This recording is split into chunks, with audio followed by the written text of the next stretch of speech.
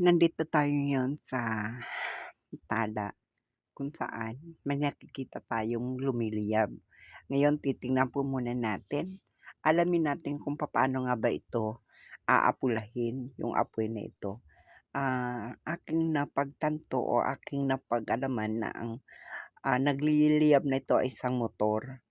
Ayan, titignan po natin kung papaano po yung tamang paraan ng pag-aapula po nitong apoy na ito. Pang sa gayon wala ng gaano pang madamay, ayan titignan po natin medyo marami po lang talagang taong nanonood or, tinitignan kung papaano nga ba itong tricycle naman na ito ay talagang, tinanggal. Hindi ko alam kung ito ba ay, motor ng tricycle na ito or ano, pero 100% po tayo na motor po itong nagliliyab. O ngayon po titignan po natin kung paano ang gagawin nila upang maapula itong apoy. Nakita po ninyo, may matimba po sila, bubuhusan nila ng tubig.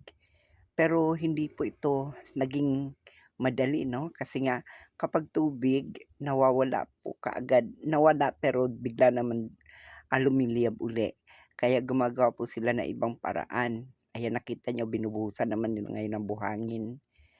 Tingnan po natin habang naghihintay po tayo ng, magpapatay ng apoy nito ay tingin ko ay may tumatawag na rin po sa barangay para maapula ito. Pero itong mga tao naman dito ay nagtulong-tulong upang sa gayon, hindi po gano'n kalakas yung apoy. Kanina po kasi ay tubig ang kanilang binubuhos pero hindi pa talaga umubra.